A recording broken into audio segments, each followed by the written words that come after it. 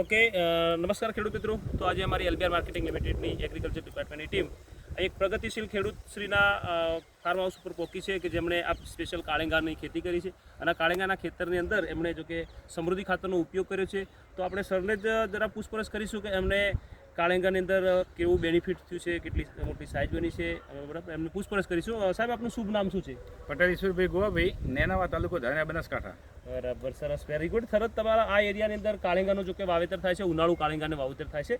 તો તમે આ ઉનાળુ કાળેંગાનું વાવેતર કર્યું છે, જો કે પહેલી વાર તમે કર્યું છે? હા, મેં પહેલી વાર કર્યું. બરાબર. પણ તમે આ સાલ જે પહેલી વાર કર્યું છે વાવેતર, અને અંદર અમારું સમૃદ્ધિ ખાતર તમે નાખ્યું છે, તો તમને આના શું બેનિફિટ લાગે છે, શું રિઝલ્ટમાં શું દેખાય છે? સમૃદ્ધિ ખાતરમાં મને એટલું લાગે કે થોડું ભેજનું પ્રમાણ સારું રાખે, બરાબર, અને છેલ્લે સુધી છોડ લીલો રહે.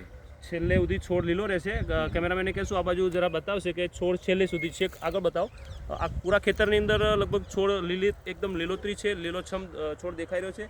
અને બીજું કે એની અંદર આ બાજુ લાવશો જરા, તો કાળેંગાની સાઈઝ લગભગ બધી એક જ સરખી બની છે. હા, મોસ્ટ ઓફ ધી સરખી જ છે, બધી સરખી જ છે. બરાબર. બીજા નંબરમાં કે અંદર તમે અંદર અને કાપીને ચેક કર્યા છે, તો અંદર કળીનું પ્રમાણ કેવું છે? ઉત્પાદન સારું રહે. બરાબર, હા. કળીનું ઉત્પાદન સારું છે. કળીનું ઉત્પાદન 125 આજુબાજુ હોય. એ 4 કિલોના કાળેંગામાં બરાબર. 125 ગ્રામ આજુબાજુ. 125 ગ્રામ આજુબાજુ અંદર કળીનું પ્રમાણ છે. હા, 4 કિલોના કાળેંગામાં. બરાબર. જો કે તમે અહીંયા કાળેંગા સ્પેશિયલ કળી વેચવા માટે જ કરો છો, બરાબર ને? આ કળીઓ વેચવા માટે. કળી વેચવા માટે જ કાળેંગાનું વાવેતર કરે છે. પૂરા આ ધાનેરાનું જે લાગે છે આ નેનાવા, અને નેનાવાની અંદર પૂરા સમગ્ર ઇલાકાની અંદર કાળેંગાનું બહુ જબરજસ્ત વાવેતર મતલબ થઈ રહ્યું છે. અને ઈશ્વરભાઈ એમના ખેતરમાં પહેલી વાર વાવેતર કર્યું, પહેલી વાર વાવેતર કર્યું છે. તો સર, આમ રિઝલ્ટમાં તમારું શું કહેવું છે સમૃદ્ધિનું? સમૃદ્ધિ જો કે એકંદરે સારું જ છે. બરાબર છે. હા. મારું તમને એ કહેવું છે કે તમે એક મારા જોડે પ્રોમિસ માગી હતી, તમારા એક ખેતરની અંદર બાજરીનું કંઈક પ્રોબ્લેમ રહેતો હતો, અને તમે મારા જોડે ગેરંટી માગી અને બાજરીની અંદર તમે નાખ્યું છે. તો શું કહેવું છે બાજરી વિશે તમારે? બાજરી વિશેમાં રેગ્યુલર છેલ્લા 2 વર્ષથી ગરમીના પ્રમાણમાં સુકારોનો પ્રોબ્લેમ રહેતો હતો. બરાબર. આ સાલ થોડું 25% મન સારું લાગ્યું બરાબર. કે એમને થોડો લીલો ઘાસચારો રહે.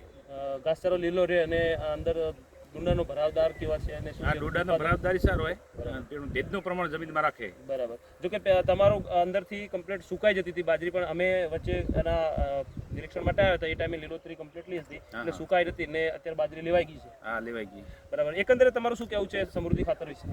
સમૃદ્ધિ ખાતર યોગ્ય પ્રમાણમાં વાપરવું જોઈએ બધા ખેડૂત મિત્રોને. બરાબર છે, સારું છે. આ સારું છે. ઓકે, તો દર્શક મિત્રો, આજે અહીંયા ઈશ્વરભાઈની મુલાકાત લીધી, તો આજે મને બી પ્રાઉડફુલ થાય છે કે આવા હજારો લાખો ખેડૂતોના ઘરે સમૃદ્ધિ ખાતરને અમે આપી રહ્યા છીએ, અને આવા બેસ્ટમાં બેસ્ટ રિઝલ્ટો મળી રહ્યા છે બધા લોકોને. તો આજે અમારું સમૃદ્ધિ ખાતરથી પહેલાં તો ખેડૂતની જમીન સમૃદ્ધ બને છે, પ્લસ ખેડૂત પોતે બી સમૃદ્ધ બને છે. રેગ્યુલર જો એના ખેતરની અંદર વાપરવામાં આવે સમૃદ્ધિ ખાતર, તો બેસ્ટ એનું રિઝલ્ટ છે. વિશ all the best. Thank you. જય.